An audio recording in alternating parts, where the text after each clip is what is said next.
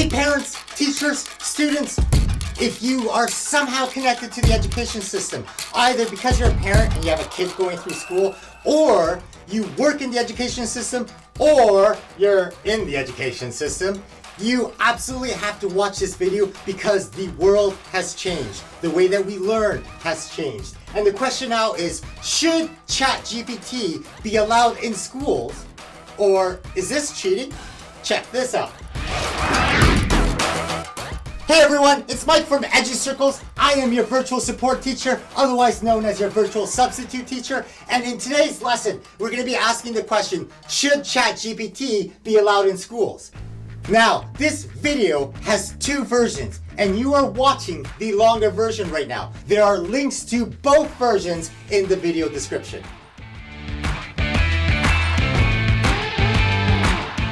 What is a virtual support teacher? Well, you know how you have a classroom teacher, and that classroom teacher is probably in person, and they have to do a bunch of different things. They have to teach the content, but not only teach the content, they have to deal with problem behaviors, they have to figure out how to help each individual student learn, and they have to take opportunities to figure out what you get and what you don't get. There's a lot going on, and that's not even half of it. And sometimes, if you are lucky, your school is able to bring a support teacher into your classroom. And the support teacher is often in person, and they might help out with classroom behavior or helping a specific student or a group of students succeed. We're gonna flip that model around. I am your virtual support teacher, and what I'm going to do is I'm going to deliver the content, and that frees up the in-person classroom teacher to do everything else. I mean, we could try having me do the classroom management, but let's be honest, the person at the back over there is already checked out, and that person is secretly playing on their phone. Like, how's that gonna work? That's probably a better task for the in-person classroom teacher. My name is Mike Fuchigami. I'm going to teach today's lesson, and the content that I'm teaching is connected to your curriculum. You'll have to ask your in-person teacher to find out how it's connecting. It might connect to English language arts. This might connect to media literacy. This might be part of a critical thinking class. This might be part of oral communication. All sorts of connection possibility. But rather than just focusing on content, we're actually going to focus on how to learn. Content is important, but the skills that students are going to need when they get jobs, when they're doing this adulting thing, well, those jobs haven't been invented yet. So I can't deliver content specific to the things that you're going to be doing in the future because that hasn't been written yet, right? Like, it's all up in the air. But what we can do is help you learn how to learn, because learning is like a superhero power. And if you are able to learn anything, it's like absorbing another superhero power, and like you're leveling up, and then you have that skill set. So learning how to learn is the game that we're trying to play. Now, some of you have already checked out. You're thinking, yeah, this is boring, I'm done. Right. Well, if you want to succeed in life at anything, you have to have self-control, right? There's no way around it. Being successful means being able to do inconvenient tasks repeatedly more than the other people. That's what success is. Being able to do inconvenient tasks over and over again until you reach success, and staying motivated to keep on going when you want to give up. That's how you achieve success. So this is an opportunity. At some point in the lesson, you're going to be bored because we live in a generation where you want instant gratification. The Wi-Fi has to be fast and free. And so longer form content, like teaching in a classroom, is hard to pay attention to. But if you can develop the skill set to be able to get through hard, boring tasks, then that helps you to be able to do whatever it is that you want to succeed in, because success is a process. All right. Are there any questions? Well, I can't actually see you. So this is a good time to pause the video and you can ask the in-person classroom teacher. And the in-person classroom teacher, pro tip, you can outsource the pausing of the video to a student. They are already probably shouting at you because they want this job, because this will help keep them entertained. They watch, they take notes, they press pause, right? So let's pause the video, see if there are any questions.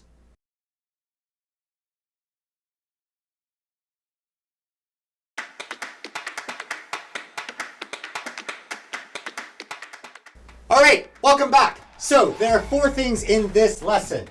I'm going to talk about how change happens and how that affects education and learning. We're going to be looking at a writing example written by ChatGPT. We're going to look at bias, and we're going to look at taking action. Bias means the need to take action. And finally, there's a bonus question. So as you watch this video, see if you can guess what that bonus question is going to be without peeking ahead.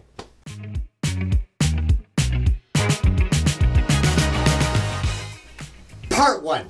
Change happens. And not only does change happen, change is hard. No one likes change. In fact, we just went through a huge change with COVID-19. COVID-19, the pandemic happened, it fundamentally changed the way that we learned. For a while, we were learning virtually, there were lockdowns, it changed the way that we live. Masks, vaccinations, strong feelings about whether or not this should be happening, what should be done. All sorts of things are happening here. It affected livelihoods. It affected jobs. Some jobs changed, some jobs shut down, other jobs were created. So COVID-19 changed the world, and not just one part of the world, it was a global event that showed us how interconnected everything is. A couple of months ago, there was another huge change in the way the world works. ChatGPT is artificial intelligence that is easily accessible by the masses. And this is fundamentally going to change the way that we do things, the way that we work, the way that we live, the way that we learn. This is the next change. It doesn't really matter because eventually there will be another change after that, because change just happens. Change is constant.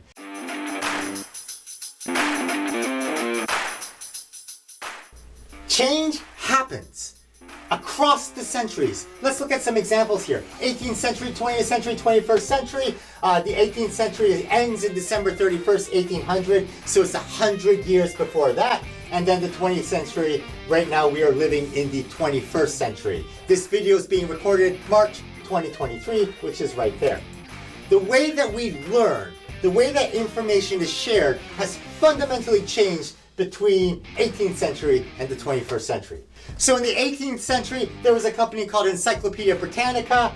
They started in 1768, which is right here, the 18th century. So this is 18th century learning technology. And basically they had a bunch of books. The books were alphabetical. You would go to a library, or maybe you had a set at your home, and you would open it up and you would find a fact. And the moment the book was printed, it was already out of date. But this was the source of information. That's how we did our research. In the 20th century, a company called Google developed a search engine. The search engine launched in 1998. 1998 is in the 20th century, so Google search is 20th century technology. And this changed the way that we get information. So the internet is a whole bunch of web pages, and search engines basically crawl the internet, and they're like a giant index to help you find what you need. So rather than going alphabetically to find the topic, you just type into this website, whatever the search term is, and then Google looks at all of the different web pages it's crawled, and it prioritizes and figures out, oh yeah, if you want this keyword, you probably mean this. And I'll show you a couple of results based on that. And then based on how you interact with it, it's like, oh yeah, this is definitely the answer for this keyword because everyone's clicking on it. So it goes higher up on the search engine here. And that's how Google search works.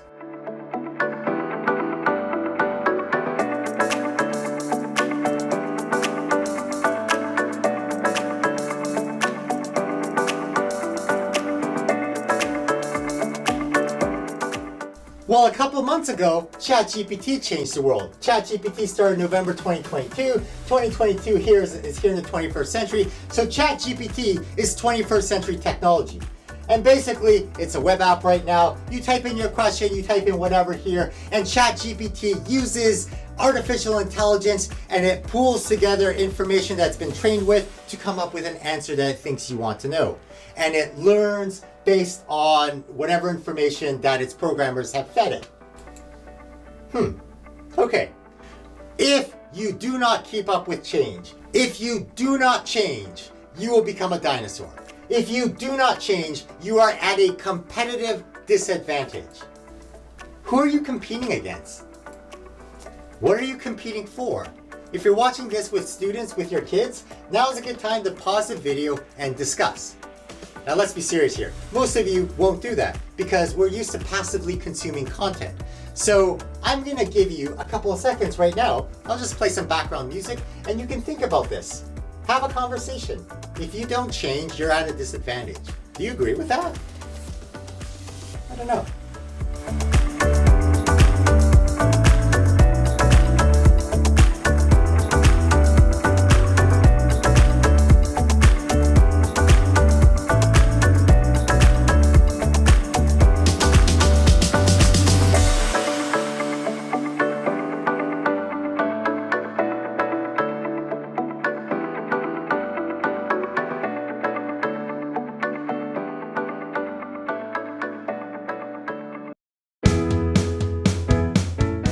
This is the long version of the video where I walk you through step by step what to do, and I will tell you to pause the video at appropriate spots. So this is the overview. So you're gonna get the worksheet. And the worksheet's gonna look like this. And basically what it says is, based on the information in the lesson so far, do you strongly agree, disagree, strongly disagree with the statement? And the statement is, if you do not change, you are at a competitive disadvantage. And then it asks you to fill out this table. And on the left side, you're gonna write evidence from the text. So either something that you saw on the screen, or something that you heard me say, or something from the audio in the video. On the right-hand side, you're gonna explain your thinking. And you have a couple of different options to do. This is basically a say something. You could ask questions, you could connect to the text, you could infer what the text is saying, you could evaluate whether you agree with this, you could try to find the main idea of something in here, or you can repair comprehension, like, oh yeah, I get it now. The point of filling out this handout is not to get everything perfect. This is kind of like a journey. It's like documenting your understanding as it grows throughout this lesson. So in fact, you probably want to show mistakes on here because as you grow and learn, you're figuring out, oh, I get it. It wasn't really that, it actually meant this. And that's a good thing. That's what learning is, right? Learning from mistakes. So you're gonna get the instructions, you're gonna read the instructions, and then independently, you're gonna think and silently fill this out. You don't need to chat with a partner because you're gonna get a chance to chat with a partner in a second. When we hit the third step here, you're gonna find a partner and you're gonna play idea volleyball. So, normally, when we do partner work, basically you get together, one person reads their answers, the other person reads their answers, and then you say, okay, we're done, now what? Nah, that's not what we're doing. Today what we're gonna do is we're gonna play idea volleyball. We're gonna try to collaborate and come up with a new understanding that neither of us had before we started this conversation. So we're trying to build on each other's ideas to develop a deeper understanding. So I'm gonna start first, and I'm gonna share with my partner something on my page. And then my partner, if my partner just reads something from their page, they drop the ball, okay? They're gonna try to respond to what the first person said by coming up with something to say. Either they ask a question, oh yeah, and then they try to answer their own question, or they connect what that person said to something else in the text, or they infer something that their friend might actually be meaning here, or they agree or disagree with what their partner said, or they try to find the main idea. Okay, so what you're really saying is, or they repair comprehension. I get it, and then etc., etc. So once this partner says something, the idea ball comes back to the first person, and the first person needs to try to say something back to them. So if I start to read something new from my page, I drop the ball. I need to ask a question and come up with the answer to it. And we go back and forth and we try to see how complex of an idea we can build. And if we don't get through everything on our page, that's okay. Because the point of chatting with a partner is to come up with a new understanding. So we're gonna do that with our partner. And then you're gonna have an opportunity to have a class conversation. And of course, someone in the class is gonna be moderating the conversation. And the goal here is, some of us love speaking, some of us not so much. The goal is to try to share something. So you're either sharing something that you had on your page, or you could say, well, in my group, my partner said, ... And then whoever's running the class conversation can say, oh, did you have anything else that you wanted to add to the idea? So the goal is to try to develop a more complex idea. Someone might say something in a class conversation and see if you can add to that thinking to develop a new idea that no one had before we started the class conversation. And then finally, in the consolidation part, you're going to get an opportunity to go back to your seats, and you have 2 minutes and you're just writing down something new. Oh yeah, my partner said this, or my classmate said that. You're trying to write down something new that you didn't have before, or you might decide, you know what? Actually, another idea that I just figured out is here. So we're going to record our understanding at the end. And the reason why I'm saying that is because if I don't, the moment we go into like working with a partner, some of us immediately start writing down what our partner said, and then you're not really focused on the conversation, you're just focused on copying down the last thing your partner said. So the goal of this is to communicate and collaborate and think about what your partner's saying and add to the conversation, because at the end, you'll get a chance to write down everything. And this is just worksheet number 1. So now's a good time to get the worksheet. If you get it and you're quick and you finish reading the instructions, then you can silently start working on filling out this worksheet. You got a minute.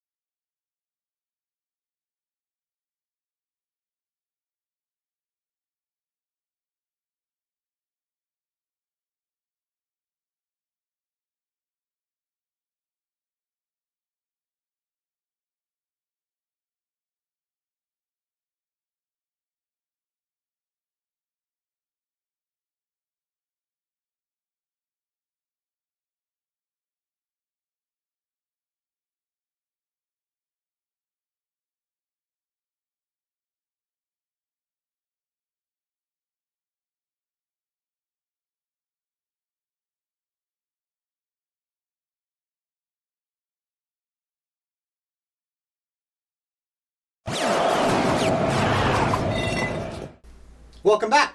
So now that everyone has the worksheet, you have 2 minutes right now, silent writing, independently fill out the worksheet, evidence from the text, and what you think that means. You got 2 minutes, go.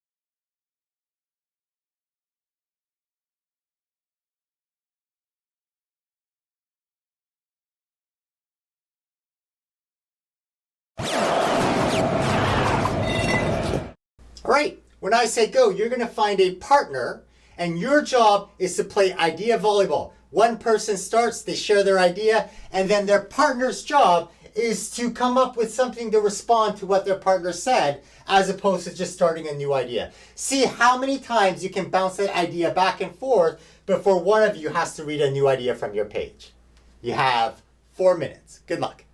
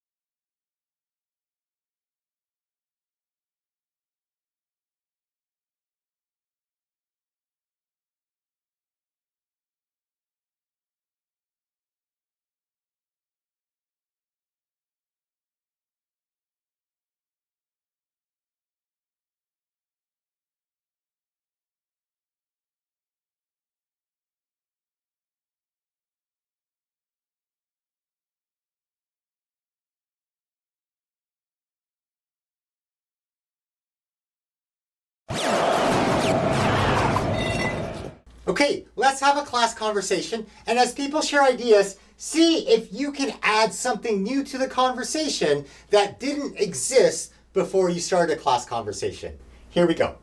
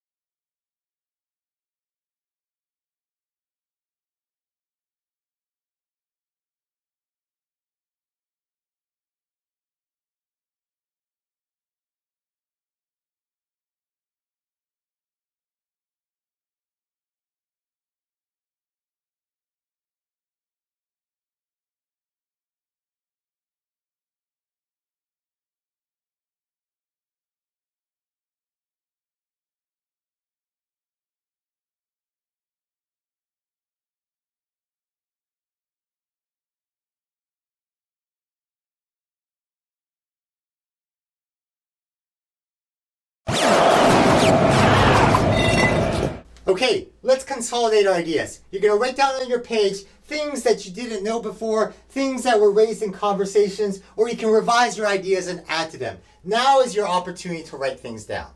Go.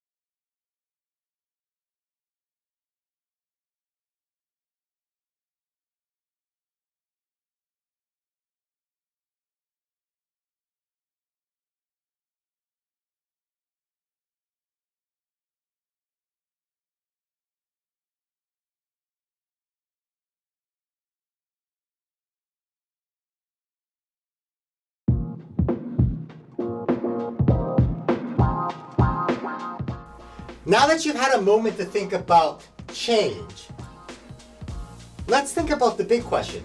Should ChatGPT be allowed in school, or is this cheating? So based on information in the slideshow so far, based on whatever you know about ChatGPT, let's take a shot at this question. Pause the video and discuss.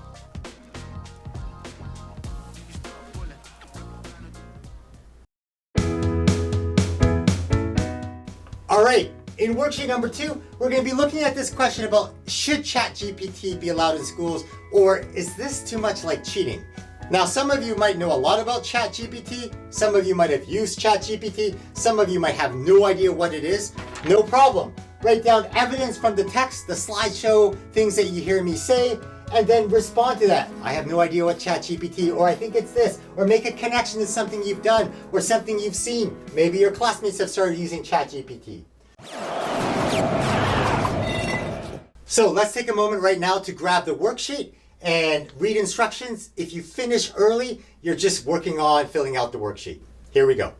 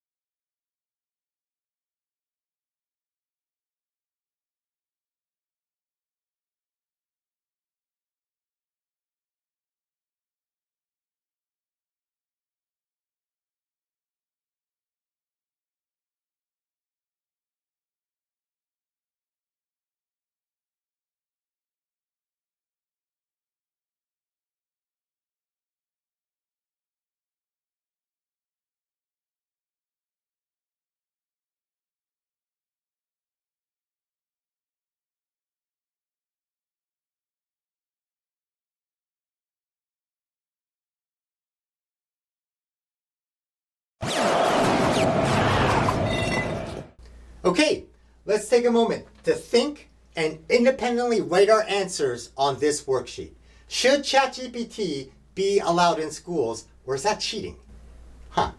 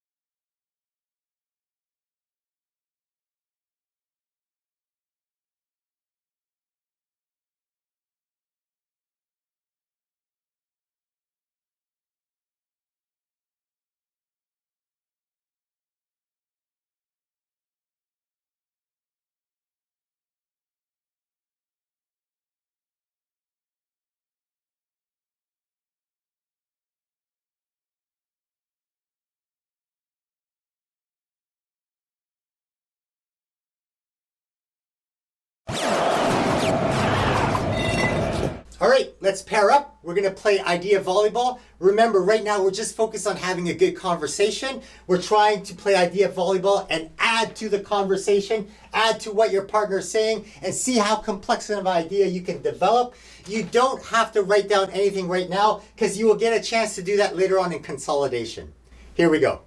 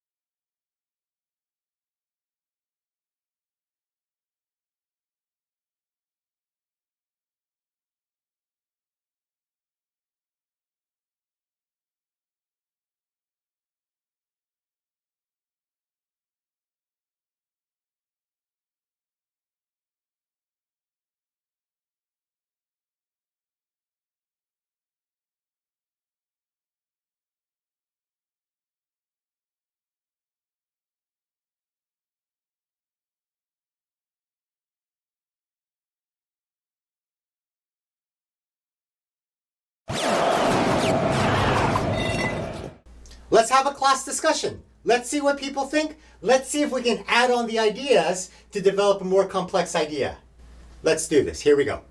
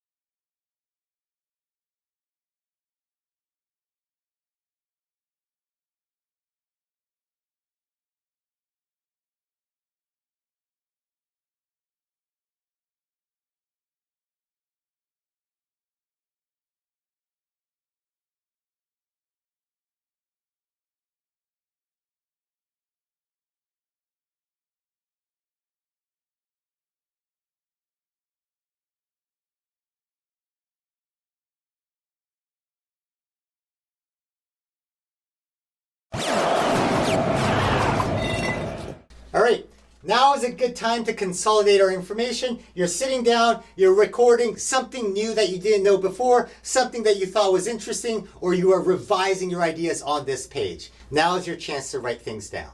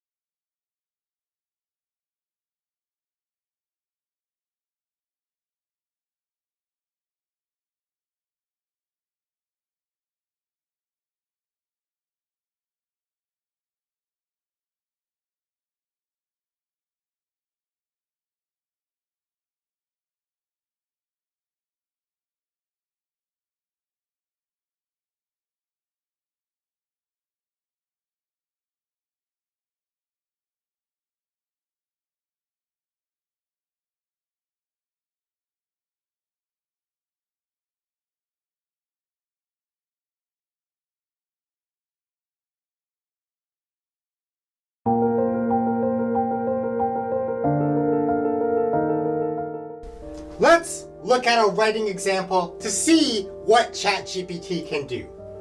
So this is ChatGPT. This is what it looks like in March 2023. Right now, the current version is GPT-4, but depending on where you are, technology constantly improves. By the time you're watching this video, who knows where we'll be at and who knows what ChatGPT will be able to do then. But here's where we're at right now. I asked ChatGPT, what is ChatGPT? And ChatGPT replied, ChatGPT, short for Chatbot Generative Pre-trained Transformer, is an advanced AI language model developed by OpenAI based on the GPT architecture. The primary function of ChatGPT is to engage in conversation, generate human-like text, and provide useful information or assistance based on user input. It is trained on vast amounts of text data. What kind of text data? And learns to predict what comes next in a sentence or conversation. As a result, ChatGPT can understand context, generate coherent responses, and even exhibit a level of creativity. It has numerous applications including virtual assistants, content generation, customer support, translation, and more. However, it is important to note that ChatGPT has limitations, such as a lack of real-time awareness, etc., etc. That's kind of hard, that's kind of long. I wanted to know something shorter that I could use to teach students. So I asked it, explain like I'm 5 years old. Here's what ChatGPT said. ChatGPT is like a robot friend that can talk to you. It's really good at using words and making sentences. People made it by teaching it lots of things from books and the internet. You can ask it questions and it will try to help you. But remember, sometimes it can be wrong or silly. So always double check important stuff with a grown-up. Let's be honest, that's too long for YouTube. Let's chop it down even shorter. Can you make that answer shorter? Here's what ChatGPT said. ChatGPT is a robot friend that talks and helps you, but sometimes it can be wrong or silly. Have you ever had to summarize something at school? Huh. Okay.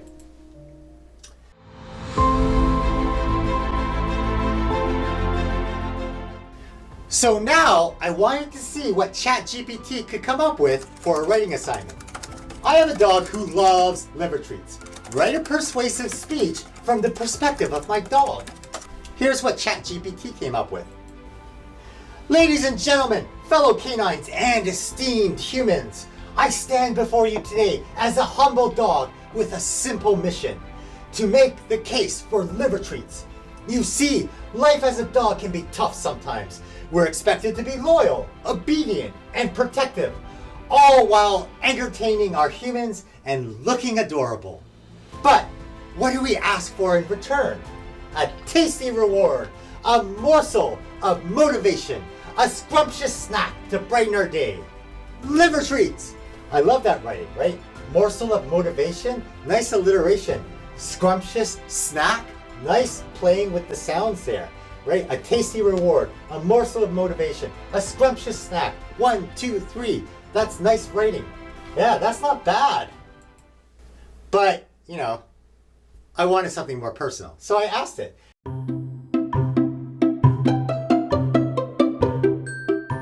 I like that, but can you make the audience of this speech me, the owner? So my dog is trying to persuade me. And here's the second version, the second draft that ChatGPT came up with.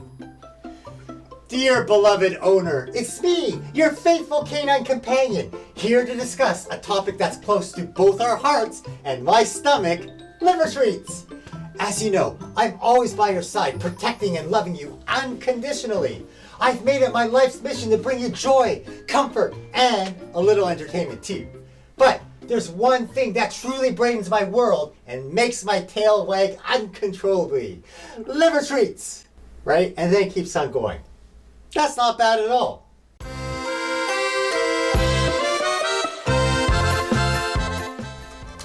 So I asked ChatGPT to try to make it funnier by adding some puns. Here's what ChatGPT came up with. Dearest possum owner. Get it? Possum? Awesome.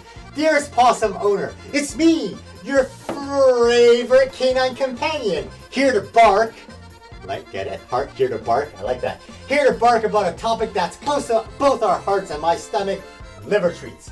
As you know, I'm always by your side, protecting and loving you unforgettably. I've made it my life's mission to bring you joy, comfort, and a little entertainment too. But there's one thing that truly brightens my world and makes my tail wag uncontainably. Liver treats. I'm not entirely sure what the pun is there. Containerably. I don't like the puns with the dashes in the words. I know what you mean, but it doesn't quite look right.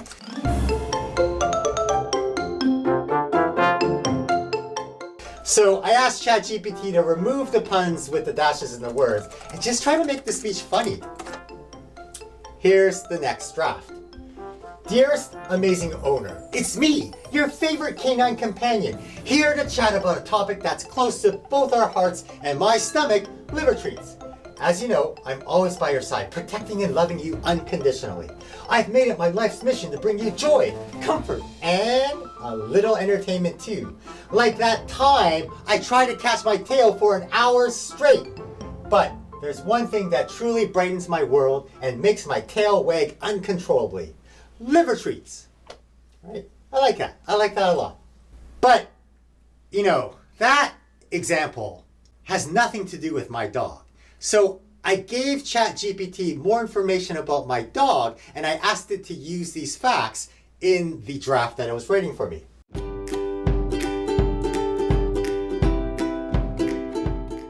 So, I love it. Much better. Now, can you add more specific examples from my dog's life? Here are some things to include. 1. My dog's name is Koira, and she's a rough collie puppy. We got her at the start of the pandemic. 2. She loves winter. She loves playing with snow. She hates the summer and the heat. 3. We go play frisbee in the soccer yard, and she loves coming back for the treats, but sometimes she drops the frisbee. And 4. She has a hard time listening, especially if there's another dog to play with. So, let's see how well ChatGPT does at combining my real-life facts into its generic writing. Dearest amazing owner, it's me, Koira, your favorite rough collie puppy, here to chat about a topic that's close to both our hearts and my stomach. Liver treats. As you know, I've been by your side since the start of the pandemic, protecting and loving you unconditionally.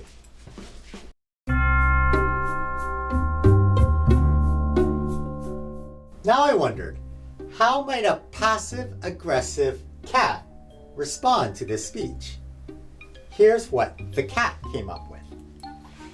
Oh, Koira, darling, what a heartwarming and, might I add, eloquent speech you've prepared. It's touching. It's truly touching. It's truly touching to see a canine work so hard to convince their human to provide more of those scrumptious liver treats. I do hope you get what you're begging for. It's simply fascinating how you dogs value the bond between you and your humans through such trivial things like treats. I mean, I'm not judging, but have you ever considered that we, the feline species, value our independence and don't need constant rewards to express our love? And it's just adorable how you drop that frisbee, Koira. I guess it takes a special kind of talent to ignore the main objective of a game for a mere morsel. And it goes on and on. Later on, there was a reference in this draft about like, may the odds be ever in your favor from Hunger Games. So I like that.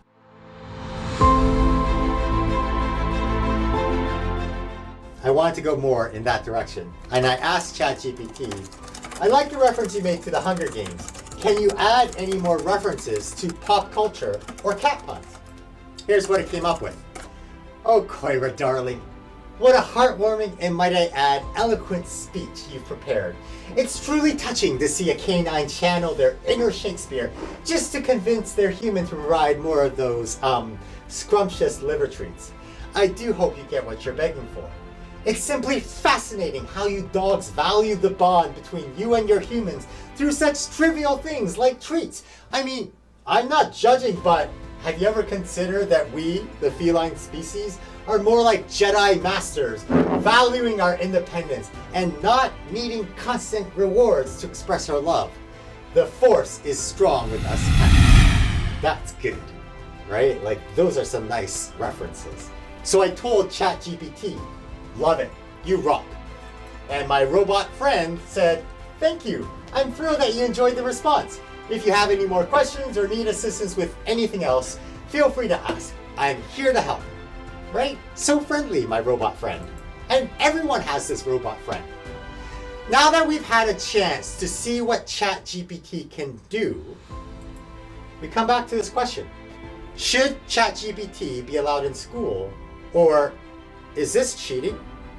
What do you think about that? Pause and take a moment.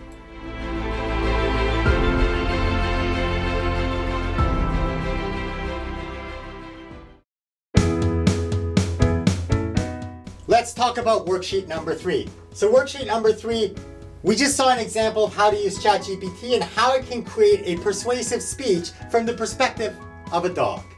Based on the information in the lesson, based on things that you've seen so far, should ChatGPT be allowed in school, or is this cheating? So take a moment right now to get the worksheet, read the instructions, and if you finish early, just go ahead and start writing down some ideas. Here we go.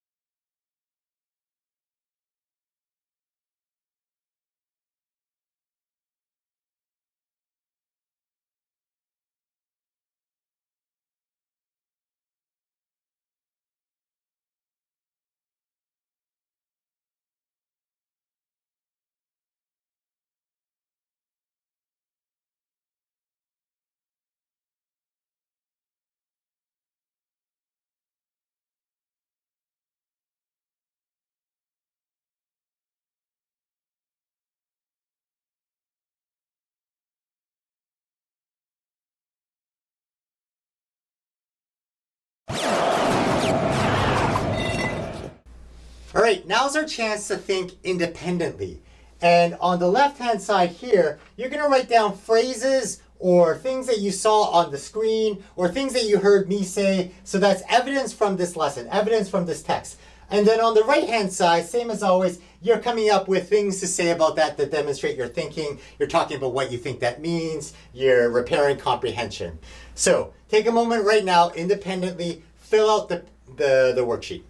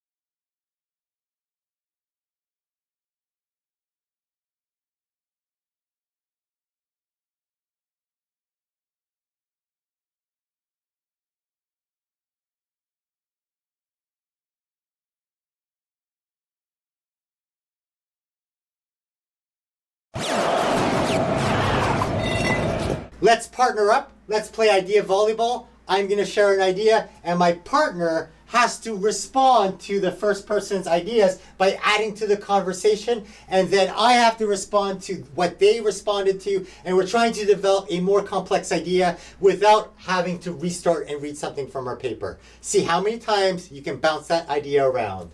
Chat with a partner. Here we go.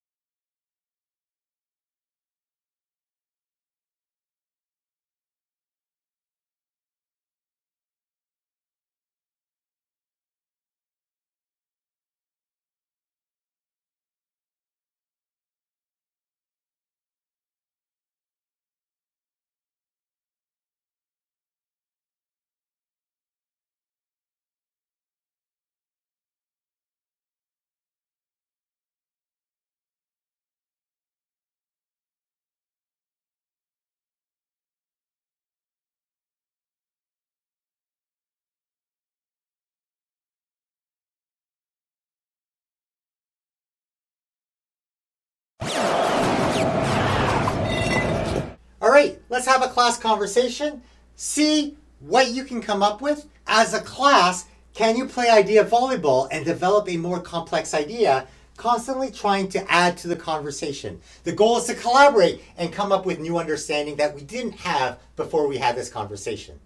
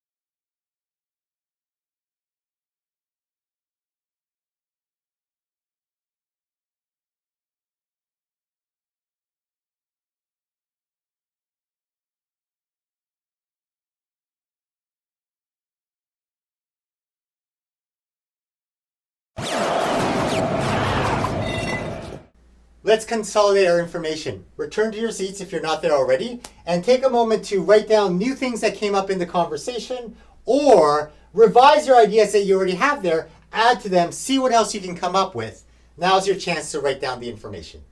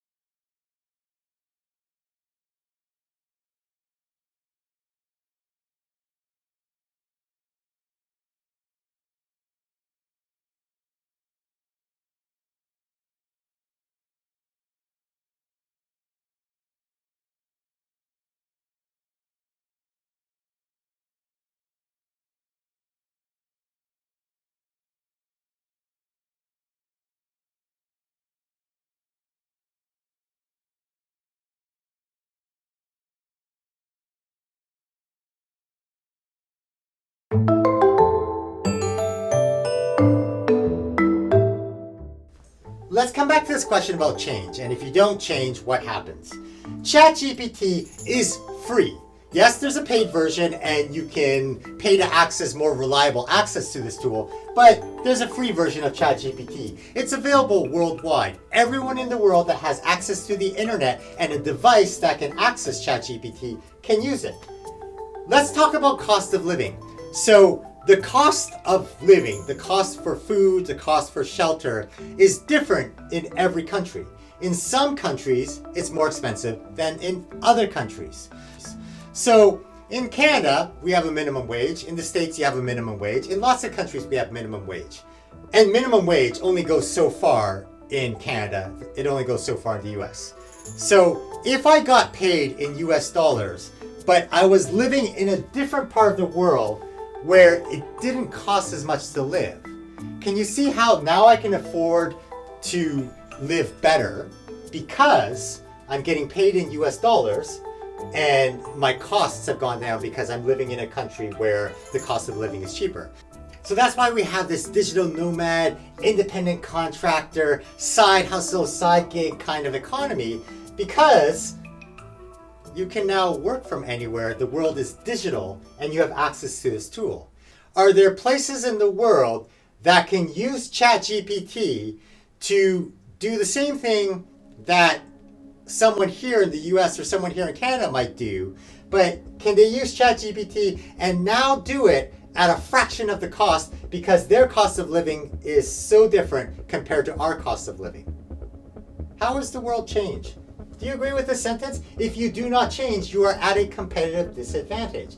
So now that we have this information about cost of living in the mix, let's pause the video and think about that. This is worksheet number 4, by the way.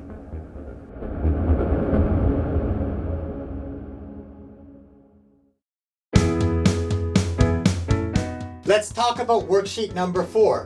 So worksheet number 4 asks us to think about the information, the writing example we just saw about the dog and the cat, and then think about how ChatGPT is free worldwide and is available to different places where the cost of living is different from in the US or in Canada or wherever you might be.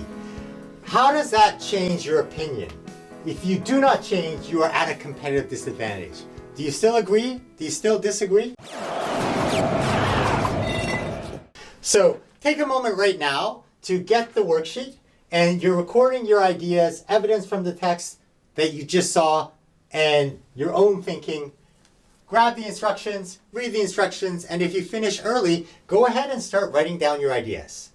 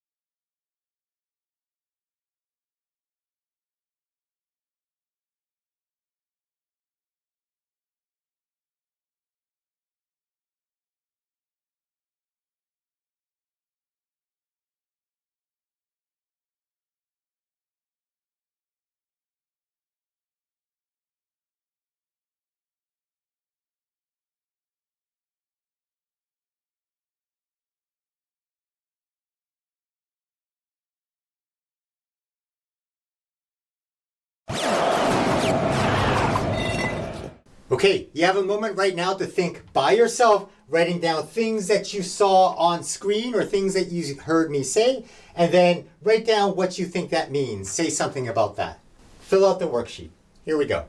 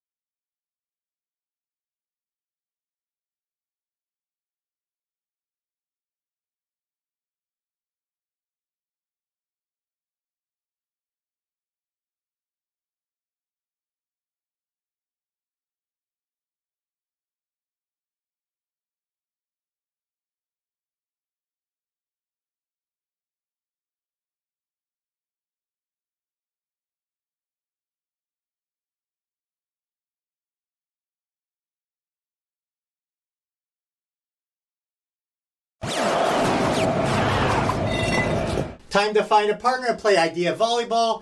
First person shares something from their page. The second person adds to the conversation by saying something new to what their partner said. And then it goes back and forth, develop that more complex idea. Chat with your partner. Here we go.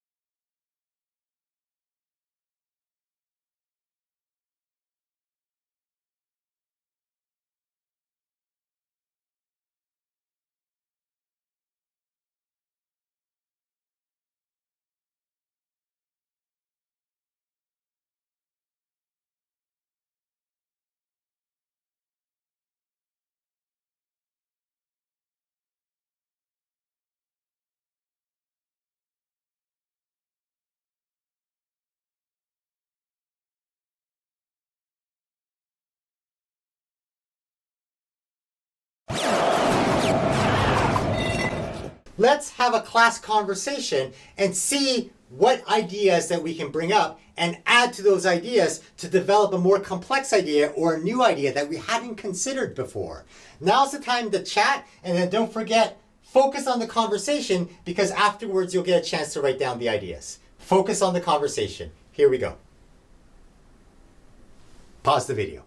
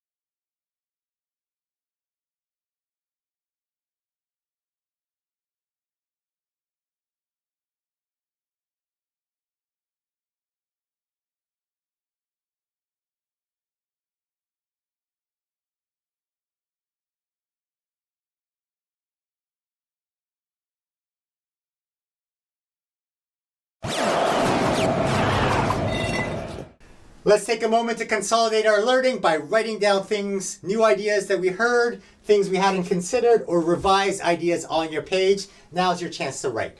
Let's do this. Here we go.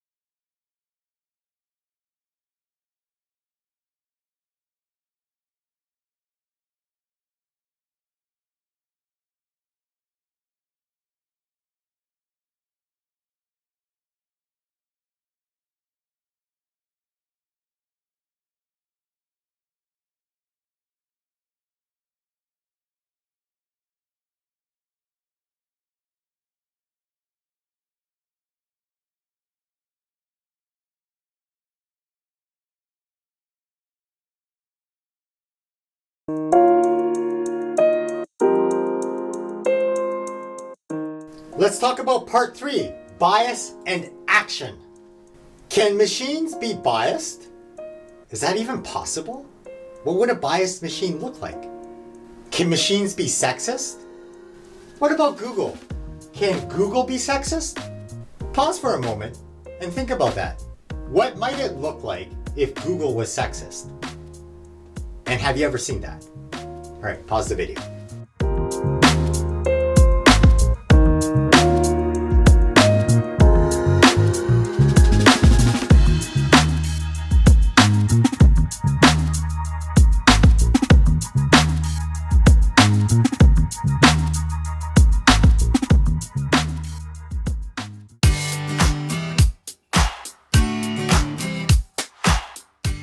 Let's look at an example of a machine here. 4 times 25. We punch it into this simple calculator here, and we get the answer 1020.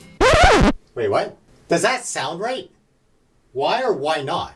Why did a machine give us this answer? 4 times 25 is 1020. Right? And a lot of times in class, students will say, oh yeah, that's what the calculator said. Or that's what Google said. Okay. All right. Why did 4 times 25 become 1020? Pause and discuss.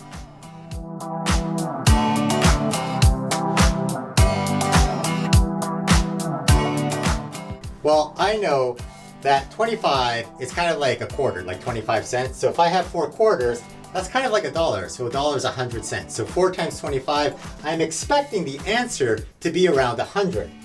But that's like 1020, that's not 100, that's kind of like 1,000.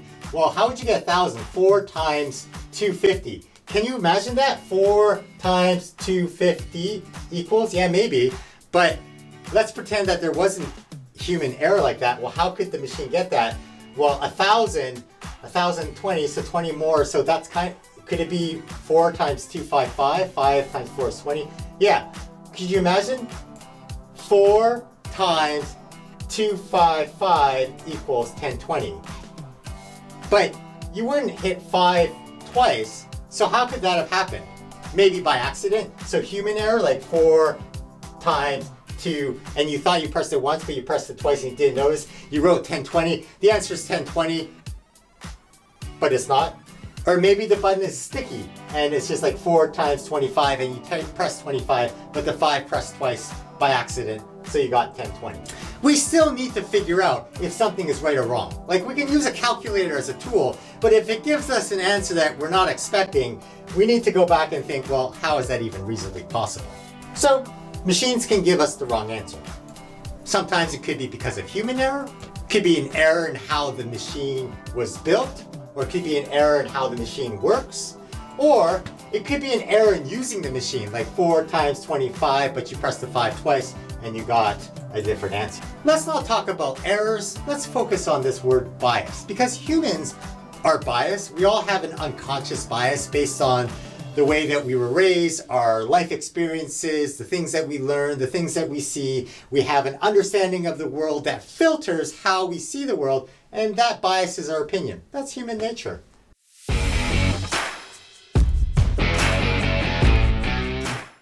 Can machines be biased? Well, let's look at the technology that we looked at through the centuries. So, books, like this 18th century tech. Yeah, books can be biased, we know this, because books can be biased in the way the book was written.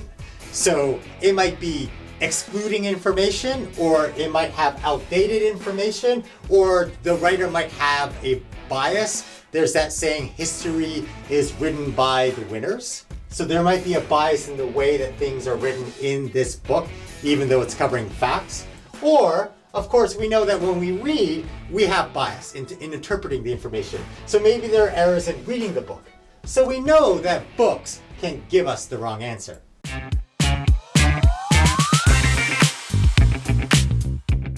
What about Google? Can Google give us a biased answer? Can Google give us the wrong answer? Well, maybe there are errors in how the algorithm works. Maybe we think the algorithm works one way, but actually it works in a different way.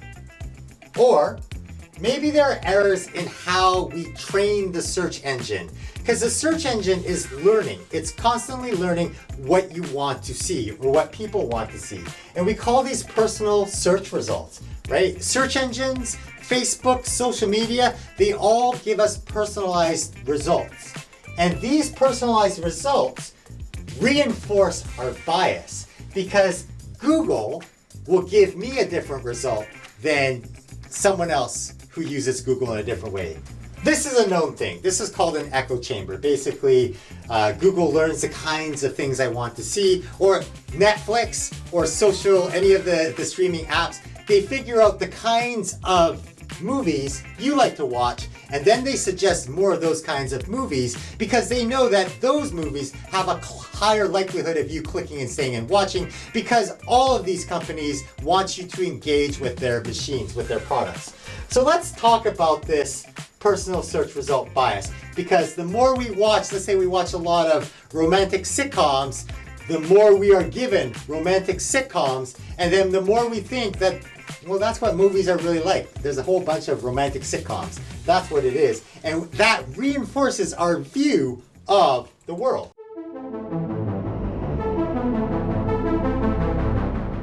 Eli Pariser has a book, he has a TED Talk, and he talked about this back in May 2011. He talked about this personal search result online filter bubble. It's a great TED Talk, and he has some great quotes. So if algorithms are going to curate the world for us, and remember, Google basically crawls the world, billions, however many web pages, and it figures out which are the most relevant results based on the search word that you typed. So that's curating the world. So if algorithms are going to curate the world for us, if they're going to decide what we get to see and what we don't get to see, because we only really see that first few couple of listings. No one goes to page 10, page 11 on Google. We all look on that first page, scan the answers, see which one is most likely something that's going to provide useful information, and click on that. So if search engines are going to decide what we get to see and what we don't get to see, then we need to make sure that the algorithm, that's a search engine, that they're not just keyed to relevance. There has to be other things.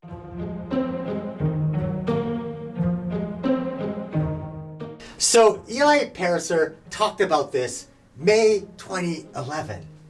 And in January 2023, over a decade later, a website launched called Correct the Internet because of this bias.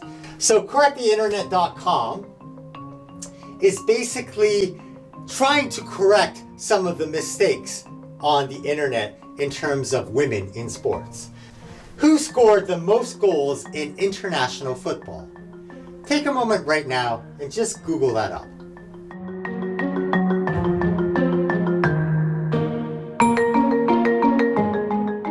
So, if you Google that in March 2023, the internet says Cristiano Ronaldo with 118 goals. And then, if you watch this film, you see that there's a very different answer.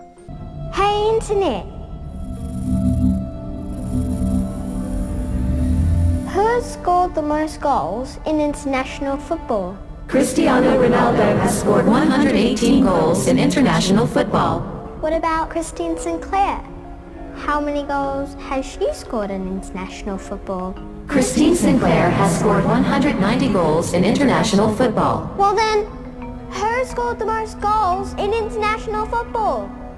Cristiano Ronaldo has scored 118 goals in international football. That's not right. Correct the Internet tells us that many of the world's best athletes are women. But due to human bias, search engines prioritize male athletes in their results. We can change this by giving feedback to the search engines on the incorrect results and getting as many people as possible to do this. And if you go to correcttheinternet.com, they walk you through how to report incorrect ideas. I first heard about this story on a podcast, Under the Influence. And based on their research, they gave this example. Back in 2017, tennis star Andy Murray was being interviewed. And in this interview, it was really interesting because a reporter asked him a certain question. Murray lost to American Sam Querrey, and a reporter asked Murray about the significance of an American advancing. Andy, Sam is the first U.S. player to reach a major semifinal since 2009. How would you describe I beg your pardon? Male player, right? Yes, first male player. That's for sure. So that's really very telling. The reporter had overlooked the fact that Serena and Venus Williams had reached Wimbledon finals many times. Andy Murray knew and respected that fact. He pointed it out in the interview, male player. Women's achievements are so often overlooked or ignored that internet search results overwhelmingly favor the achievements of male athletes over female athletes. And the reason is because the greater number of searches around male sports has led search engines to prioritize these inaccurate statistics. Okay, so here we have relevant results that we were warned about in a TED Talk a decade ago.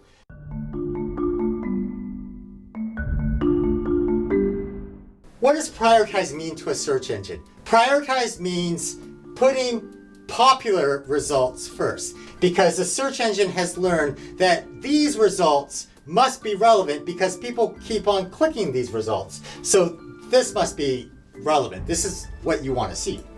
The search engine, when they give us a result, like a results page, they give us a list of results, Google is basically saying, this is probably what you want to see. Let me know if I got it right? Or tell me if I got it wrong. And the way that you tell Google if this is right or wrong is whether or not you click on the link. So when you get a search result page and you click on the link, then Google knows, yeah, that was the right answer to show you. In fact, we should probably bump it higher on the list because it's clearly getting good click-through rates. Whereas if you don't click on that rate, or you click on it and you bounce back out because it didn't have what you wanted, Google is paying attention. Because if you have a search engine that's not giving results that you want to see, then you're going to go to a different search engine. So that's why Google, it's in its best interest as a search engine to give you the results that people want to see. So when you click on the link, it's a signal to the search engine algorithm, yeah, this is a correct result for this question. Or you can send feedback to Google and you can click on a button, you can report the answer and say, Google, here's why it's wrong.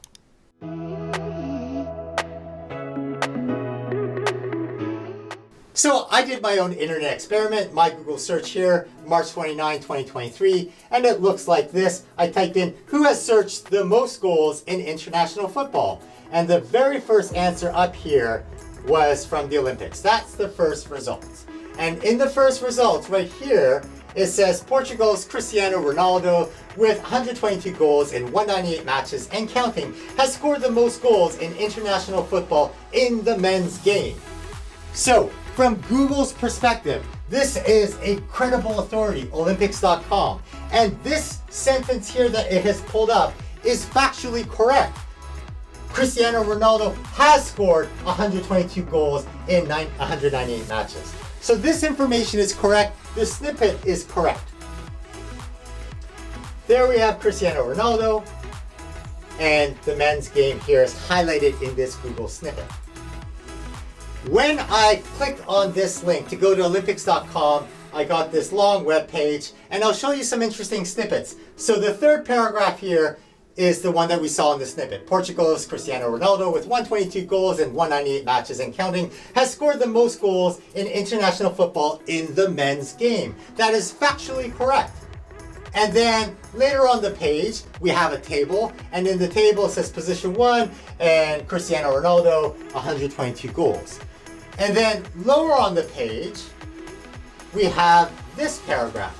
Canada's captain, Christine Sinclair, who led her side to its first Olympic gold medal in football at Tokyo 2020, occupies the top spot with a mammoth 190 goals. So this is factually correct as well. And then at the bottom, we have Christine Sinclair, Canada, 190 goals. So me reading this page, I can see, yeah, so in terms of men's, Ronaldo has 122 goals, Sinclair has 190 goals. So who scored more? Well, Sinclair did. He has 190 goals. So the correct answer to the question, who scored more international goals, would be Christine Sinclair.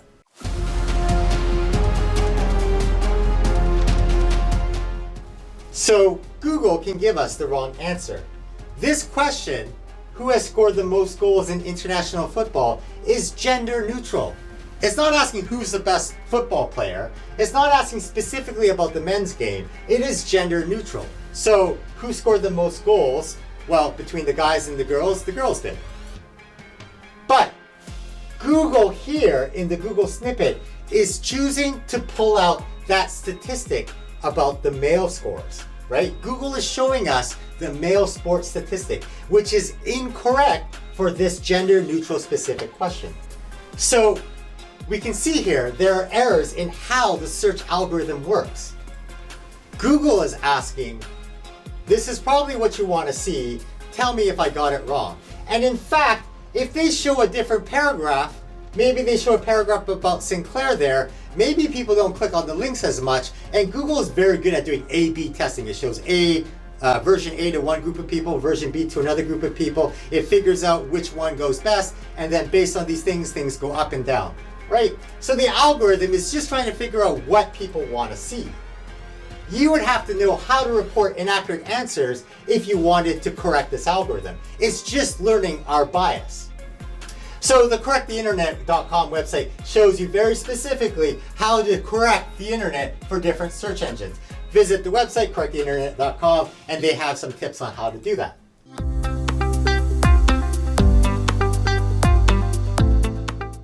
So we know Google can give us the wrong answer. We know that the machines might be giving us the wrong answers, but there also could be errors in how we use the machine.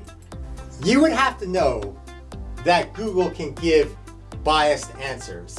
So if you ask the question, if you wanted to know who scored the most goals in international football, and you got an answer, then you would have to know that you would also have to ask specifically about women's football. And then you would have to know that you'd actually have to double check the answer yourself. So you'd actually have to go to the website to see what the different answers are. And then not only would you have to know what to do, you would actually have to take action and do it and actually double check to be able to realize that Sinclair actually has more goals.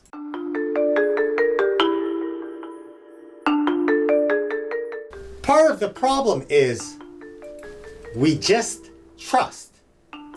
And trust by itself Trust is not a bad thing. In fact, we need trust. Society doesn't work if we don't trust things. So, we need to be able to trust that $1 is worth $1. And if I have $1 and tomorrow my dollar is worth nothing, or if I have $100 and tomorrow all of a sudden my country's currency has devalued and it's not worth anything, then we have a problem. So we need to be able to trust the economy. We need to be able to trust our bank. We need to be able to trust this idea that if I deposit money in my bank today, tomorrow I can go to the bank and withdraw money. And normally that's true. The bank business model is, hey, I'm going to store my money at your bank and you're going to give me a little bit of interest. And the bank, meanwhile, is going to loan out the money in a house mortgage or something else and make more money. And so as long as the bank has some money to give money to people who withdraw it, then we have no problem. But if everyone goes to the bank and tries to withdraw their money and we have a run on the bank, then the bank collapses. We have to have trust that money in a bank, that it'll be there. We need to be able to trust that we drive on the right side. And if you live in a country where you drive on the left side, then left is the right answer for you. So we drive on the right side. And we need to trust that everyone else is going to drive on the right side because we're going pretty fast. And if you don't drive on the right side, we need to trust that people will take action. And this could be an individual saying, dude, you're on the wrong side, right? You're going to cause an accident. Or maybe this is law enforcement issuing a ticket because you're driving on the wrong side. So we need to be able to trust in order for society to function. We need to trust business. We need to make sure that if a business is unethical, that there will be consequences for that business. We need to make sure that schools are safe places to learn. We need to make sure that the media is trustworthy. We need to make sure that there's integrity or there's journalism codes of ethics to make sure that news media, we can trust that. We need to make sure that social media is doing its part to make sure that things are appropriate, that it's trustworthy. We need to be able to trust technology.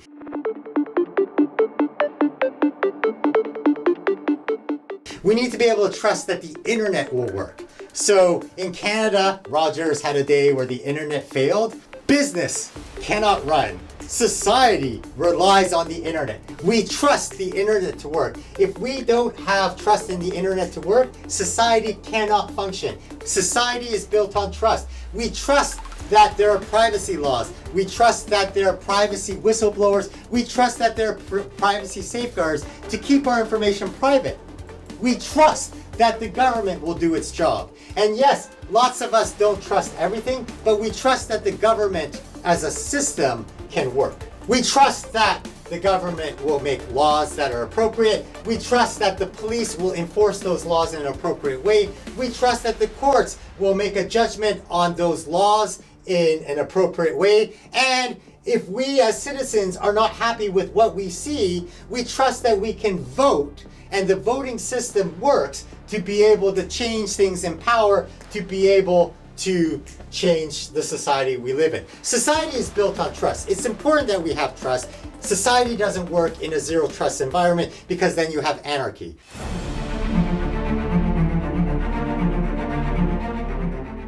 We trust that when things are broken, there's a process to fix the broken thing.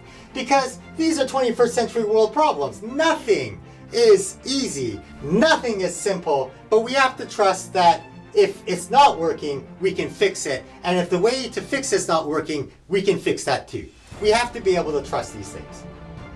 We trust individuals. We trust the institutions to do the right thing. And if they're not, we trust individuals to speak up and take action to make sure that things improve.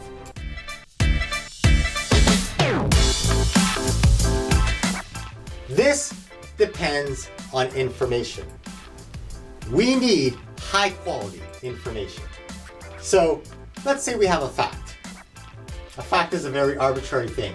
Everyone is going to have a different point of view about that universal fact.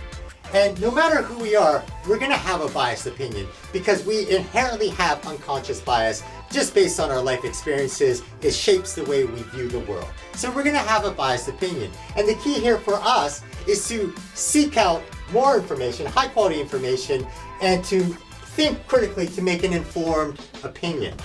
The challenges in the 21st century is we are bombarded with information. There's information and notifications everywhere. And some of the information we get is misinformation. It's false, it's inaccurate. Or even worse, some of the information we get is disinformation. It is deliberately telling us incorrect information for malicious reasons. What a crazy world we live in.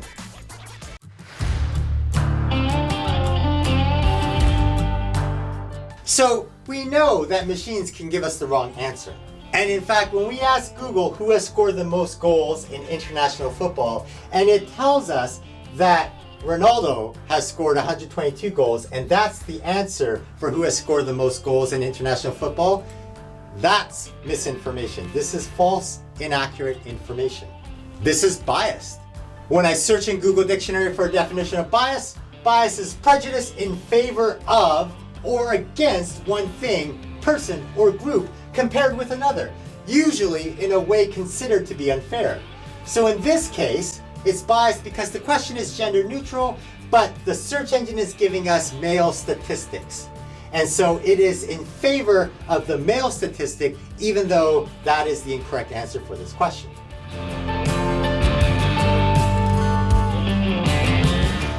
So then I wonder, is this discrimination? So I Google up what's discrimination.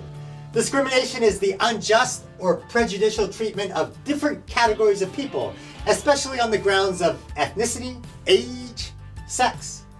So in this case, it seems unfair that the male statistics are shown here in the Google results, and the different categories of people, well, they are focusing on male results and not female results, especially when the female results are the corrected results here. So that seems like discrimination.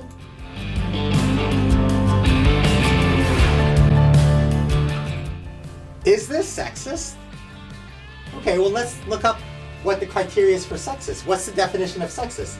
Sexist is characterized by or showing prejudice, stereotyping, or discrimination, typically against women, on the basis of sex. So here we have a Google search result that seems to be discriminating against women because this page actually has information about the women's statistic, but the Google search algorithm has learned not to show it and instead shows this stat about Cristiano Ronaldo. That seems sexist. So if machines can give us the wrong answers, if search engines have learned from humans how to be biased, and then we're in an echo chamber where the bias sort of feeds upon itself and the search engine learns that more and more, well, if the search engine can be sexist, and if a search engine can discriminate based on gender, well, could it also discriminate based on race? Could the search engine results be racist? Or could it discriminate based on your place of origin? Could it discriminate based on your religion? Could it discriminate based on your sexual orientation?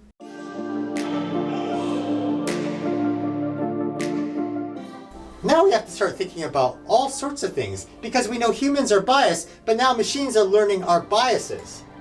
So let's talk about ChatGPT, which is 21st century technology. And we have to assume that because of the way the algorithm works, there will be errors in how the algorithm works based on how we train it, how we train the artificial intelligence. And because humans are biased, presumably our robot friend will be biased as well. Search engines learn from humans how to discriminate. So it makes sense that artificial intelligence will learn from humans how to discriminate. So then we have a situation where we have ChatGPT, who's our robot friend that we can talk to, that may be giving us biased or sexist or racist information.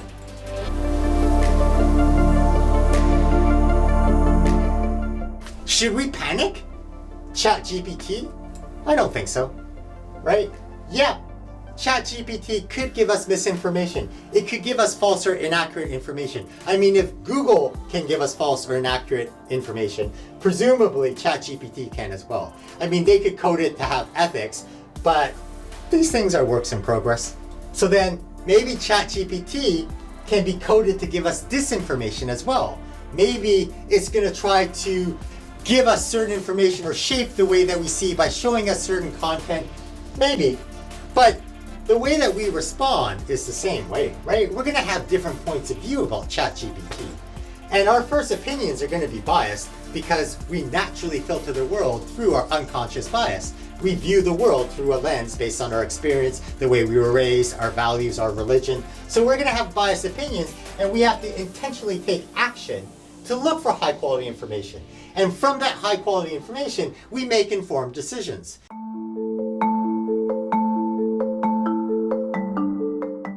This is nothing new for ChatGPT. We need to do this with our friends. Some of our friends may be giving us misinformation. Some of our friends might trust the information, but they're passing us misinformation, things that are not correct, something viral that they saw, they share it with us, and because they're a friend, maybe we're more likely to trust it because it's coming from a trusted source. But we still constantly have to consider, like, does that make sense, the information that our friend is telling us? We still have to make informed opinions. This could be our family. We're constantly looking for information. We have information from our family, but we still have to think, yeah, is this valid information that I'm getting from my family? Putting it in context, we still make informed decisions. We get information from the news, but we still have to consider, once we have our first opinions, how do we make an informed opinion about the stuff that we see on the news? Nothing has changed here. We get information from social media. Some of that is misinformation, some of that is disinformation. But whatever our point of view is, we still have to actively look for more information to make an informed opinion. And here we are with Google. We know Google gives us misinformation. Google can share with us disinformation. Regardless, we're going to have our opinions, our different points of view. And the key here is to actively make an informed opinion. Who knows what'll come next? Change is constant. But the process that we deal with information, that's why this is important. We figure out whatever is coming up in the future, we're going to have our different points of view, we'll have our biased opinions, but then we need to find high quality information and we need to take the time to make an informed opinion. No matter what the technology is, we still need to figure out if something is right or wrong. And we do that through critical thinking. But it's not just about critical thinking. If you see something wrong, we need to say something. And so part of this is correct the internet, going and correcting the incorrect things that Google is saying. But part of this is also, if you have the mental health strength and if you have the resources to stand up and be heard, to say something, that's part of active citizenship. It's not enough just to be a citizen in the class. You need to be actively part of the conversation, part of the learning. It's not enough to just be a user of the internet. You need to be actively helping to shape that community. So active citizenship is just about shaping the communities that we belong in, and it's about speaking up when you see something wrong. It doesn't mean we're going to agree, but that's part of how life goes better, and that's how we learn to change. This is how we make the world a better place.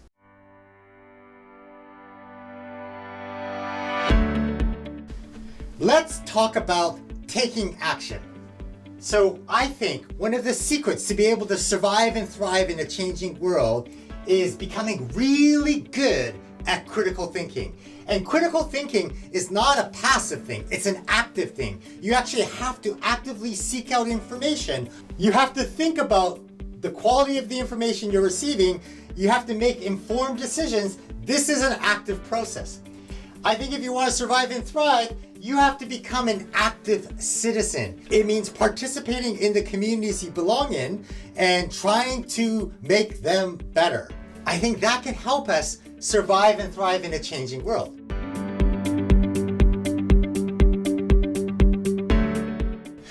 My name is Mike Fuchigami. I used to teach grade 8 English language arts in Ottawa.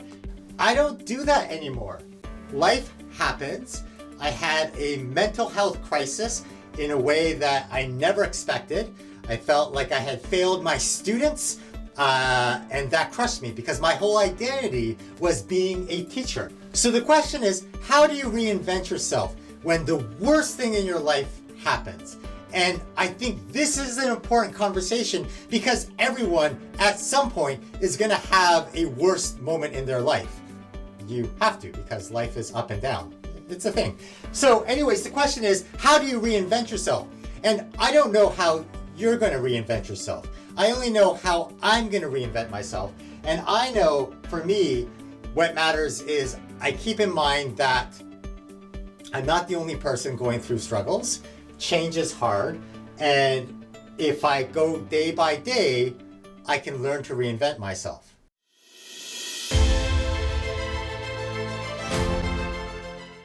So this is what I'm doing.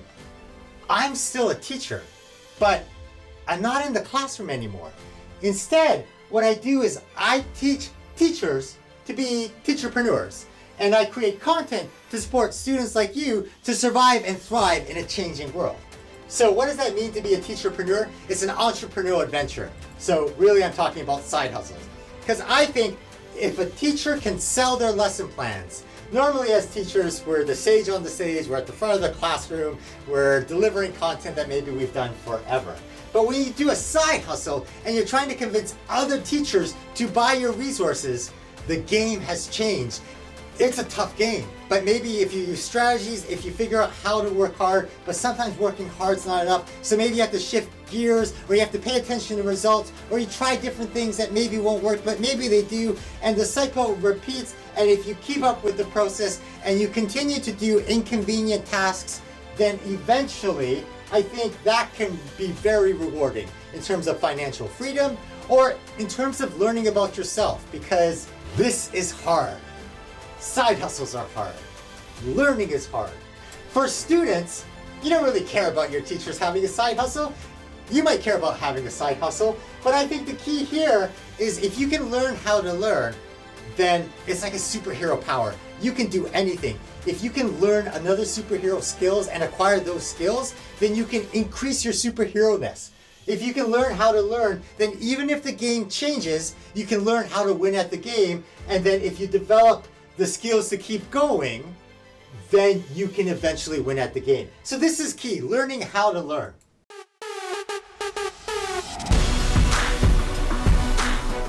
So let's talk about learning. You've just gone through a whole lesson with me. You're sitting in the class, and my question to you is, what habits are you building right now in the class? Are you sitting there passively and just sort of listening, and the information is coming in one ear and out the other ear, and you're not really engaging with the content? Or are you an active student and you're actively taking responsibility for your learning? You're actively trying to pay attention even though you might be bored. You're actively trying to focus even though your friend is making jokes. What habits are you building? Because the things that you do today, well, you're probably going to do them tomorrow, and you're going to keep on doing them unless you figure out a habit and change that habit and develop maybe better habits that take you to places you want to go. Everyone has a secret dream. Is the way that you're acting now going to get you to that place? Maybe, maybe not.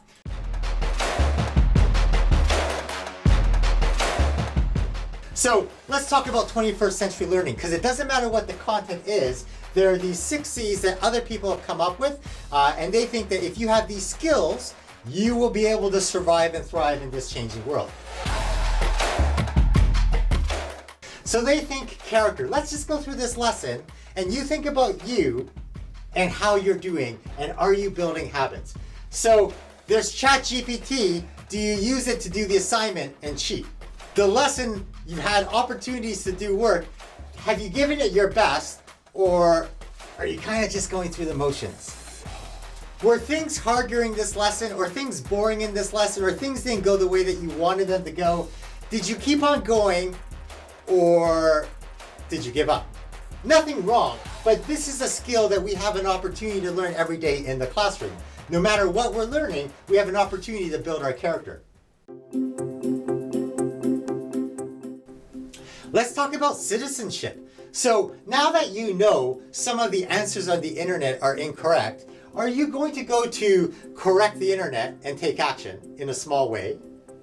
If something went wrong or someone didn't understand something in the classroom, are you going to stand up and take action? Are you going to stand up and take action for yourself? Or are you going to be passive and this is just another lesson in the classroom? You've had many opportunities to collaborate. Collaborate doesn't mean getting together in a group and one person does all the work, one person does none of the work and never shows up, and one person kind of does work at the end and says that they work, and then they all get the same mark. No, that's not collaboration. True collaboration is when you get together and you generate a new understanding or something new that didn't exist before, and the new piece can come from anyone in the group. So every time we did a think, pair, share, that was an opportunity to do collaboration. Or did you fall into old habits and just sort of, I read my page and the other person read their page and that was it, right? It was an opportunity to develop collaboration. How is your communication? So communication is not just the ability to speak or to get a point across. Communication is the ability to get your point across when you are upset and this issue matters. Can you still get the point across? Communication is this idea about knowing where your boundaries are and being assertive. So yeah, I'm willing to help you out as much as I can. I'll do work in this group, but there's certain things I'm not going to do. There's certain lines that I'm not going to cross. How are you with communication? Creativity, I love creativity, but it's more than just being good at the arts or being creative in arts. Let's talk about creativity in terms of creating content. So creativity, when you go home, are you being passive and watching streaming media and playing video games, or are you creating content? I know some of you on the other side, you want to become YouTubers, or you want to become influencers, or you want to be whatever you see on social media, and you think that's cool, and then you try it and it doesn't work and you give up. Well, okay, now that we live in a world where ChatGPT can generate thousands of ideas, how can you be creative in a new way and create something that is original that other people haven't seen so that they want to watch it, and maybe you can generate revenue from that? How can you create solutions to problems where you don't know what the answer is? Like, I don't know, climate change, hunger, poverty, right? What am I going to do for a living? These are all things that require creativity. Critical thinking, we've talked a lot about in this presentation, about the need to actively seek out information. Do you just assume that everything from Google is correct, or are you actively processing the information and questioning the information as it comes through? Who knew that you could ask Google a question about who scored the most goals in international football, and that you actually have to be active and think critically about the results, even though the top results all look the same? Learning how to learning these skills throughout the lesson, these skills will help you bounce back. And quite frankly, these skills help me bounce back from my moment of crisis, my mental health crisis. So doing these in the classroom before I went into my mental health crisis, I actually used what I was teaching to try to figure out how to keep going. These are important skills.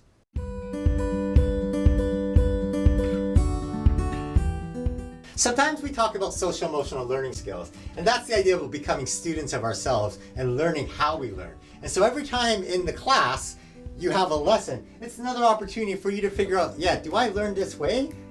How can I learn better? What kind of person am I? Yeah, I find this really tough if I sit beside that person, and I know that the moment they sit beside me, I'm gonna start laughing. So every time there's stimulus and then there's response, in between that space, there's choice.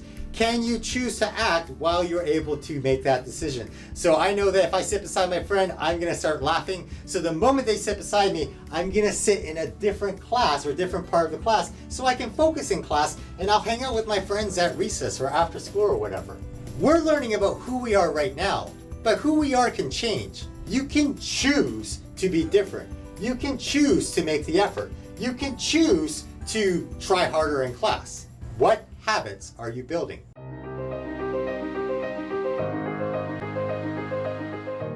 Bottom line is, change happens. The goal is to bounce back better.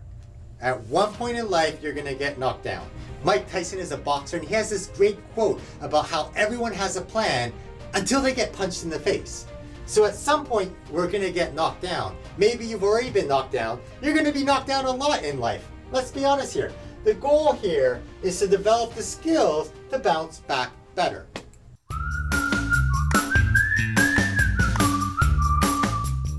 We've had a lot of information about ChatGPT and about different things and about living in a changing world. What's the point of school? What's cheating? Actively consider opposite viewpoints. So think about these three things. What's the point of school? What's cheating? And consider opposite viewpoints. And now, the question is, should ChatGPT be allowed in school? Or is this cheating? Pause the video. What do you think?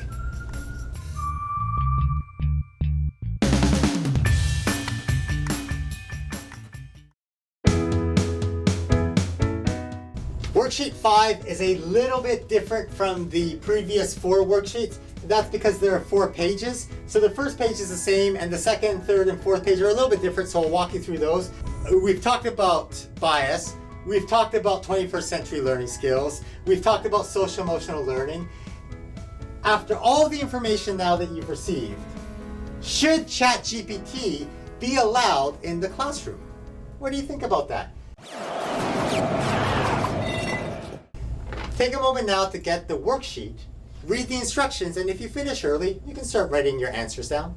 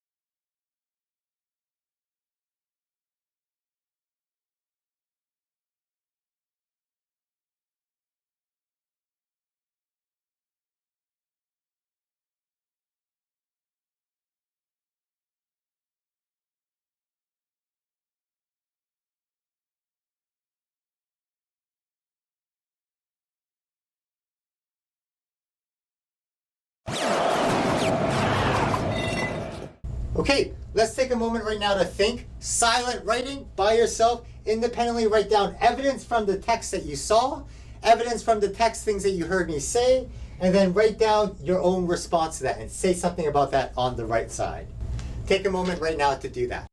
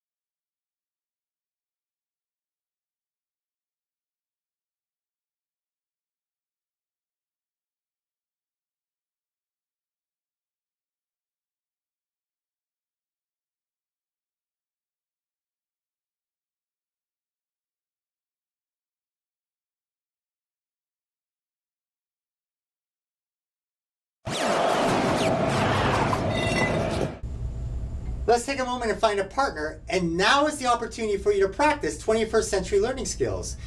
Do you have the character to go through and do what is required of you in this task? Are you able to collaborate with your partner and play idea volleyball, or are you simply going to fall back into old habits? Can you think critically about what your partner's saying and add to the conversation? So one partner says their idea, and the other partner collaborates and tries to add to the idea with something new. And by bouncing the idea back and forth, we're trying to come up with a more complex idea that neither of us had at the beginning of the conversation. Chat with a partner.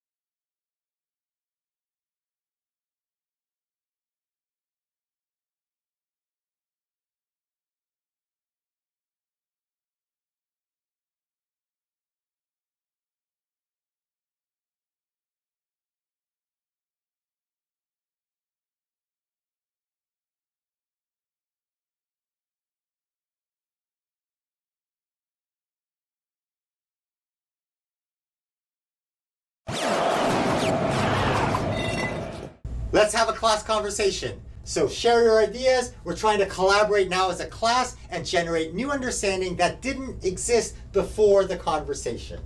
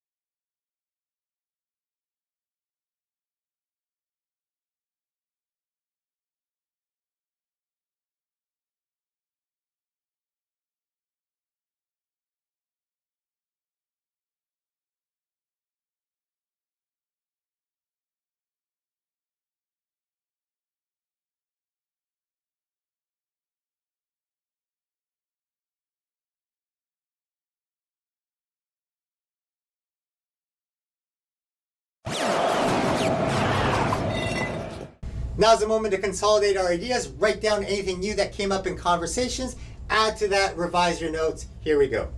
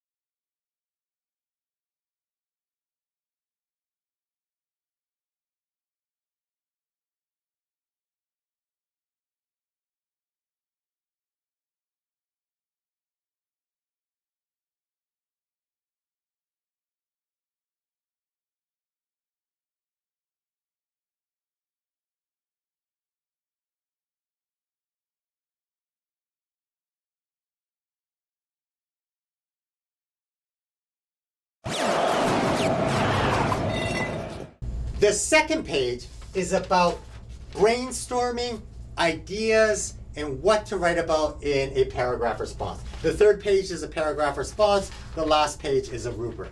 So in this section here, it's going to talk about critical thinking, which is this idea about using criteria, simple rules, and we use this criteria checklist to help us make informed decisions. So this page is going to help you think about school. It's going to help you write down ideas about cheating. And then after you finish questions 1, 2, 3, and 4, question number 5 is you go back and you circle one idea in each of these questions, which is the most important idea. Like, what's the point of school? Yeah, if I don't have this answer, then that's not school. Or what's cheating? Yeah, these are a bunch of different ideas, but this one here, if it's not this, then it's not really cheating. Or how can we teach a lesson where we use ChatGPT in a helpful way? Well, actually, this one is probably the key here. This makes it helpful. Or how can we teach a lesson where using ChatGPT would be considered unfair? Oh, yeah, 100%, this one right here. So for each of these categories, circle one thing in each category, and then these circled answers, they become your criteria, your checklist that you're going to use to judge whether or not we should use ChatGPT at school.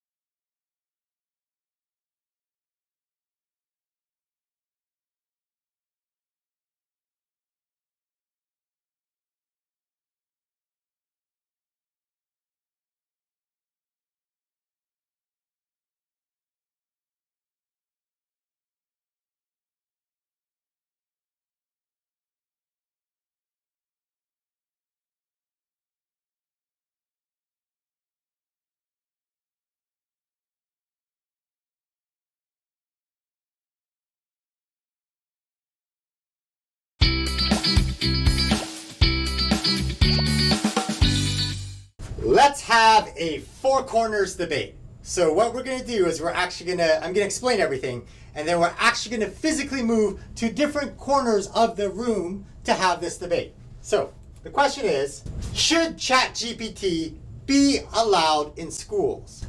If you strongly agree with that sentence, yeah, 100%, ChatGPT should be used in schools. You know how common pencils are? ChatGPT should be as common as a pencil. If you feel that way, you strongly agree, then you need to go to this corner of the room when I say go. On the other hand, if you're like, should ChatGPT be allowed in schools? Yeah, kind of. I guess I agree. Maybe in certain ways, maybe it should be agreed. Yeah, okay, maybe, yeah. Then you're gonna move to that side for agree.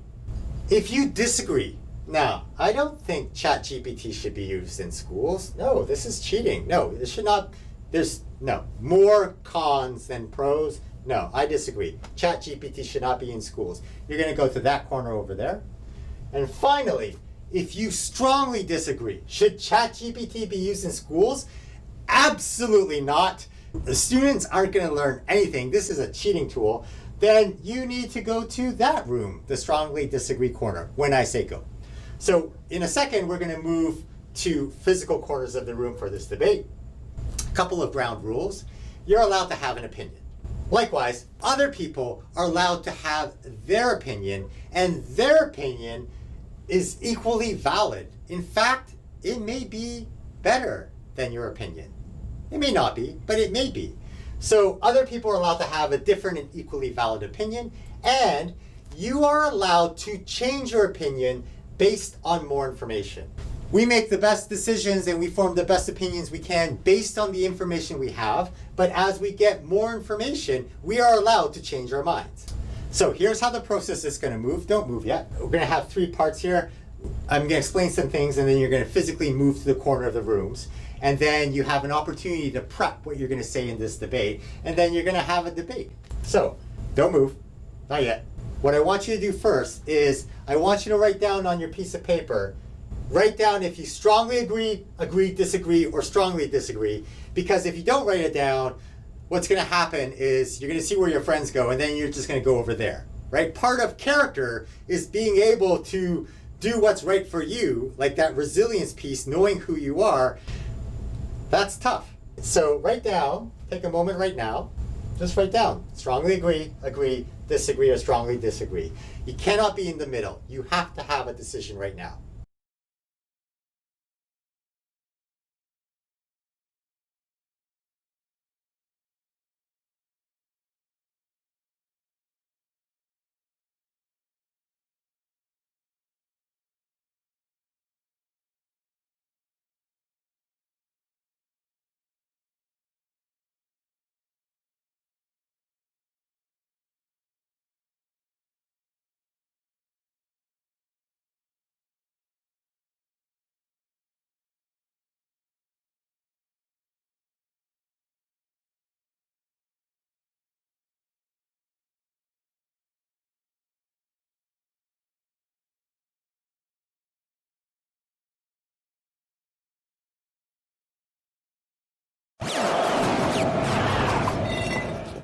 Move to that corner of the room when I say go, and in that corner of the room, you're going to share ideas with the people in your group. And as you share ideas, you're trying to prepare and make sure that you have two things, that you have evidence from the lesson and worksheets. So if you look at the worksheets that we have here, 1, 2, 3, 4, and then this fifth one today, the one that we're doing right now. So you have 5 worksheets. If you go through those 5 worksheets, and if you look at the left-hand side, you have written down evidence from the text. Not only do you need to have evidence from the text, but you need to be able to explain how that evidence proves whatever point you're on, right? That's key here. And the key part here is you're going to explain using criteria. And the criteria we did on page 2. So what's the point of school? So you're going to explain, okay, so this is what we learned, and the point of school is this, and that's why I strongly disagree. Or you might say, hey, what is cheating? Okay, so you've figured out what cheating is. You have criteria here. This is the key part about cheating. Okay, well, we saw this in the lesson about ChatGPT, and I think this is what I think cheating is. And so because of that, I strongly agree that ChatGPT should be used in schools. So this is where you use the criteria here. And as you go to your groups, you're talking about what's on this page. You're talking about ideas that you've written down for evidence in the text. And you're planning out what you're going to say. Things that you have evidence and how that proves your point. Okay, so when I say go, hang out in your corners, figure out what to say. Good luck. Go. Oh, wait. Before I say go. If you're in a corner by yourself, that's okay. You still figure out things that you can say, and you figure out how you're going to explain it based on this criteria. All right.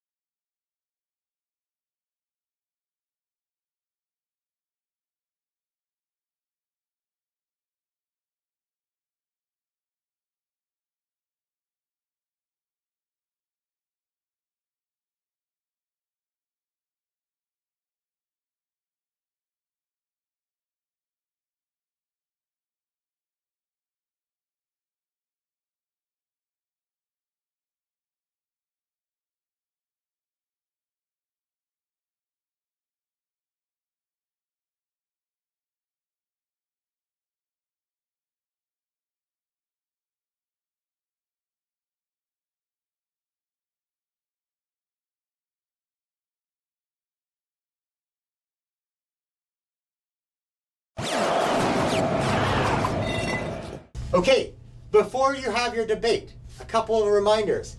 Whenever it's your turn to talk, make sure that you include evidence from the text. So stuff on the left-hand side here, and explain how that evidence proves whatever point you're on, and you explain how it fits your point, how it proves your point by using the criteria here on page 2. Right? This is clearly a point of school because, or no, this is clearly cheating because. So I'm going to turn it over to the in-person classroom teacher. They're going to let you know how they're going to run this debate. They might give each person an opportunity to chat. I personally like to go with the underdogs first, so whichever group has the fewest number of people, I like to give them the floor first, and then I give other groups an opportunity to rebut, and then maybe someone else might go. And so each group has an opportunity to share their pitch, their talking point, and then the other groups get a chance to rebut. But your in-person teacher will explain how they're going to run the debate to fit their needs. All right, good luck, have fun.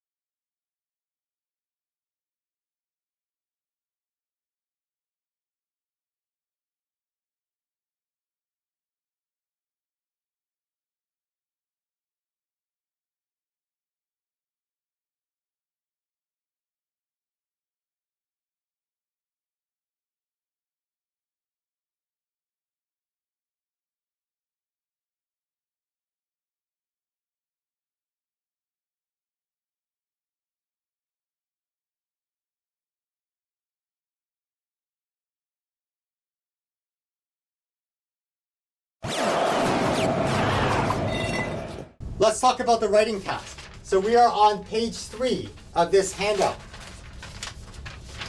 And the question is, should ChatGPT be allowed in school, or is this cheating? Your writing should include the following things. It should include a point where you answer this question. So that should be clear. Answer the question. Should ChatGPT be allowed in school? Answer the question, that's your point. You need to include evidence from the lesson and the worksheets. So the stuff on the left-hand side on your worksheets, that's evidence. And you need to explain how that evidence proves your point. And the criteria we're going to use to explain how the evidence proves the point is on page 2, where you talked about what's the point of school and what's cheating, right? So you use that evidence. Now, it doesn't matter the order. You're natural writers, you're the writer, you choose how you're going to explain that. But obviously the point comes first because you're introducing your main idea, and then explain why you think that using evidence and explaining how that proves your point. And then at the end, restate your point and connect it to the big picture. Why is this question about ChatGPT in schools so relevant today? On page 4, there is a rubric. You're going to have to ask your teacher how this will be assessed. Every class is different. You may have this rubric, you may not. Now would be a good time. I'm going to turn over to the in-classroom teacher, and they're going to explain more of the logistics of what's going to happen next. All right, over to you, or wherever you are. Pause the video.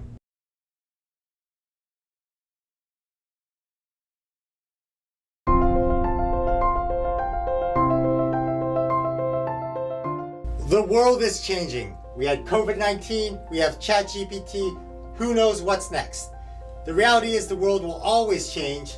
The question is, how do we deal with a changing world?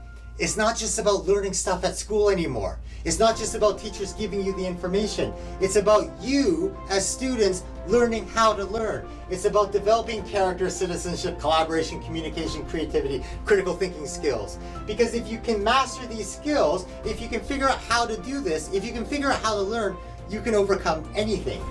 And the question is, as a student, this is about you. This isn't about, oh, my teacher's not teaching this way. Nah, this is 100% about you. You choose your actions. You do you. So how do you choose to behave? And now that you know about ChatGPT, how are you going to choose to use this tool or learn about this tool? It's not just school's responsibility to help turn you into a productive, successful, whatever human being. This is on you as well. It's part of the journey. All right. My name is Mike Fuchigami. I've been your virtual support teacher. Teachers, you can find links to the resources and other things in the video description. And I'll see you next time. Have a good day. Bye-bye.